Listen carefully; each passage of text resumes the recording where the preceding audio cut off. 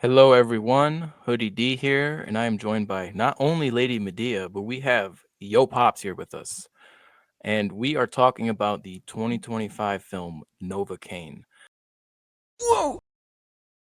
For a brief description of the plot of this film, Novocaine is a 2025 American action comedy film directed by Dan Burke and Robert Olson. The story follows Nathan Kane, played by Quaid, a mild mannered bank executive with congenital insensitivity to pain, other words known as CIP, who embarks on a daring mission to rescue his colleague and love interest, Sherry Margrave, played by Mid Thunder, after she is kidnapped during a bank robbery. So, pretty simple plot, not too much to go over there. I'm going to start with Lady Medea. What did you think of this movie when you walked out of the theater? I thought it was pleasant movie to say. Just, nothing to think about much. Just, kind of grab your popcorn, sit down on the couch. Maybe don't spend money to go to the movies. Maybe just, kind of find it on a platform or wait a little bit until it is available on some streaming platform and, just enjoy it. Nothing, not too much to it. I couldn't say really think anything too bad about it, but there was nothing spectacular. Just you know, just fun. Hour and a half spent in a fun way watching a movie, laughing. I know some people were kind of grossed out by the injuries that he received.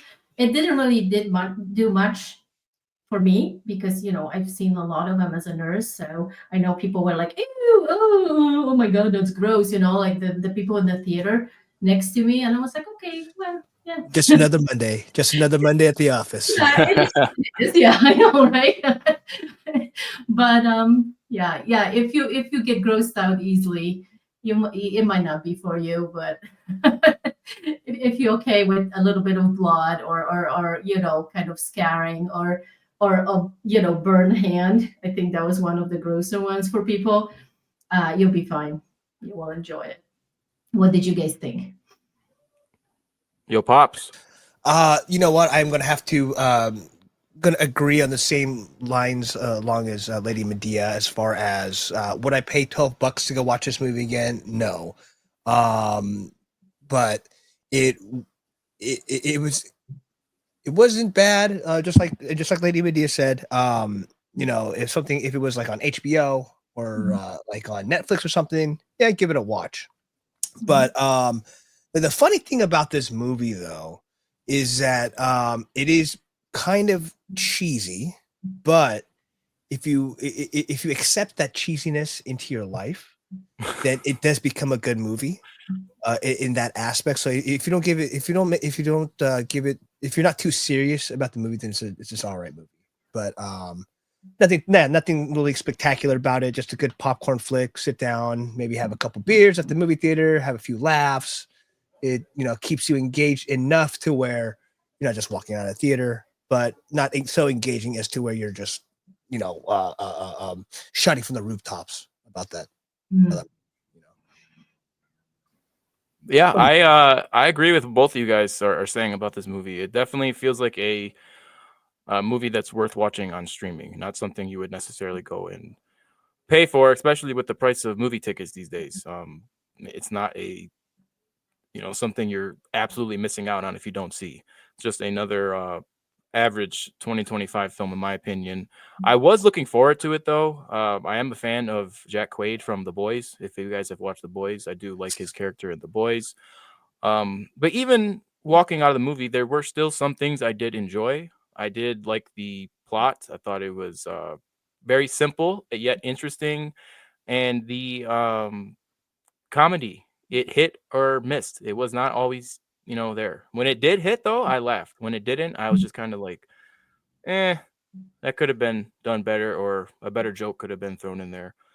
Did you guys think the comedy was hit or miss? Well, actually, yeah. The thing about it was that this movie had this knack of like it would get to a point where you start getting bored of it. You're like, okay, like whatever, and then it'd be some sort of like really funny joke or some sort of twist that'll come up, and then it gets you engaged for another like 20 minutes is what I found myself to the movie. And I think a lot of the jokes did hit. It did hit because I did find myself every so often. And the funny thing was when I was in the movie theater, there's no one else in there. It was just me. So I was there, had a couple of drinks. I'm just being loud and being obnoxious, you know. And there was a couple of times in that theater where, you know, there was a scene in the movie like, ha, oh, that's good, that's funny, you know. So it was, I thought a lot of it hit, and there were some misses, but it wasn't too bad. I definitely enjoyed when he was forgetting to play along. You know how people expect him to feel pain. You know, torture scene or whatever. He had to figure out. Oh, okay, I'm supposed to be like, that hurts, that really hurts, and then he's like looking around, like, oh yeah. Oh no, oh that's really very painful. You know, it was kind of comical.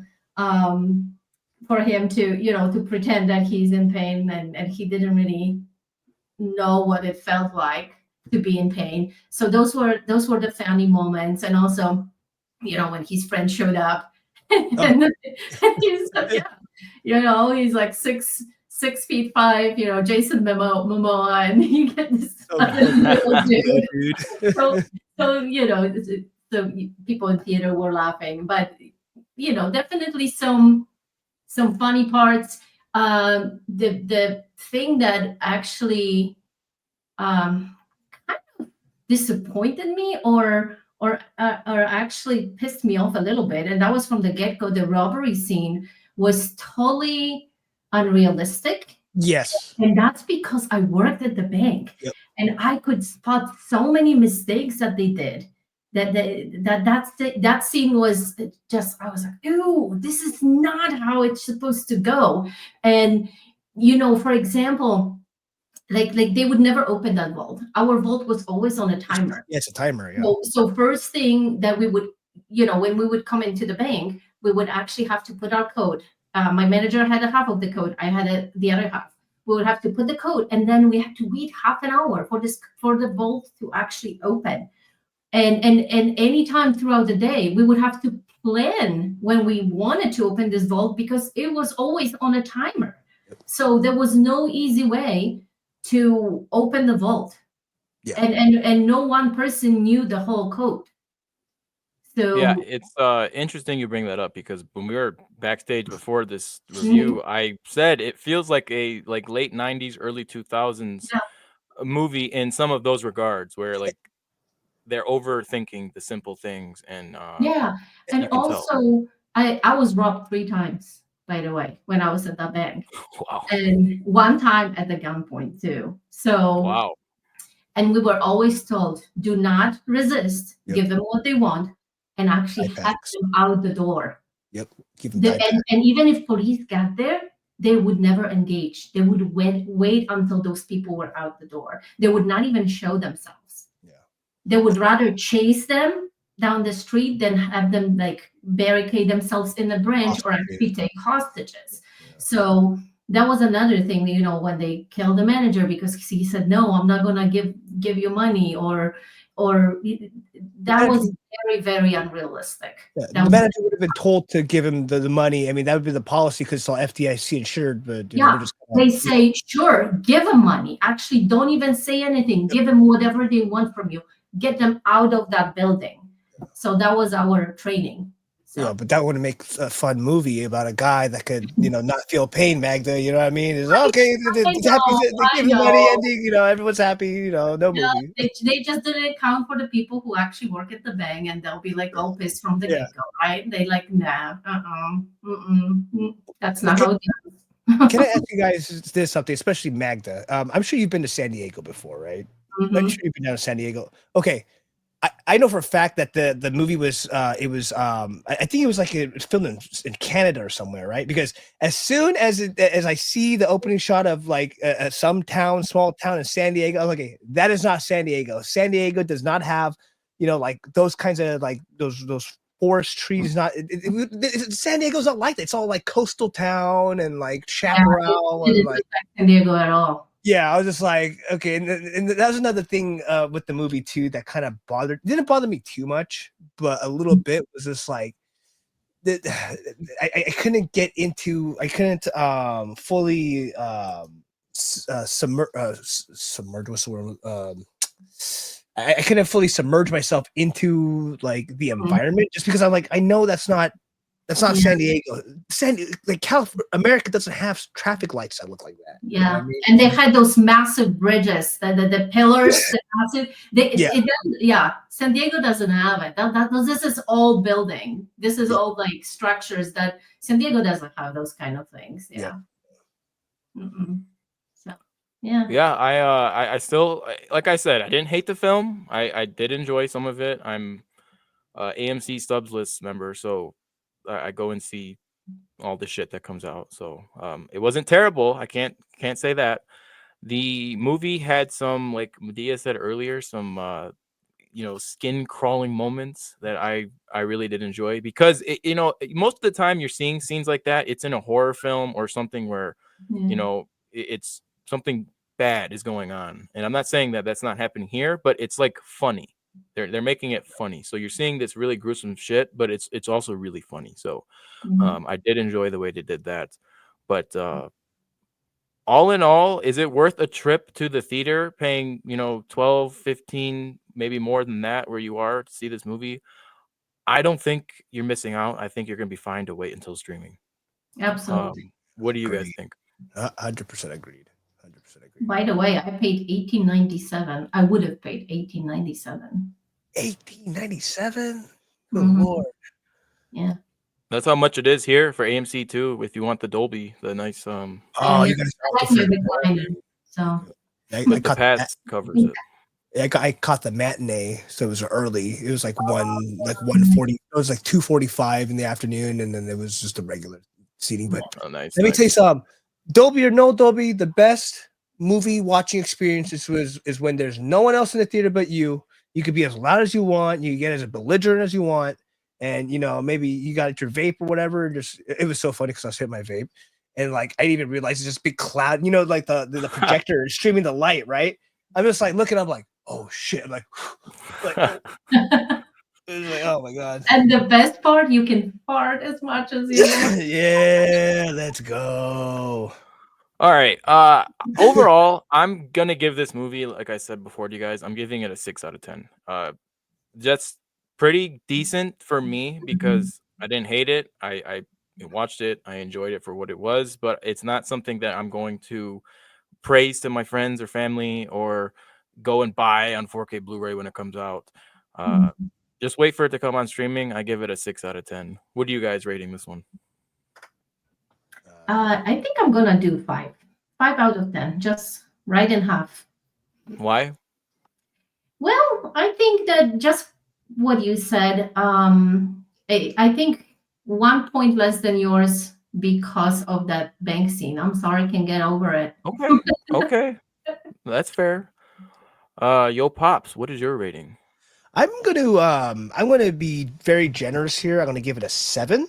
And the only reason I'm Mm. gonna give it a 7 now is because I don't really go out to watch a lot of movies. And when I do go watch a movie, it has to be something that's going to spark my interest, right? It's going to have to just grab me just from the title. And I think a lot of times now it's a lot of word of mouth, right?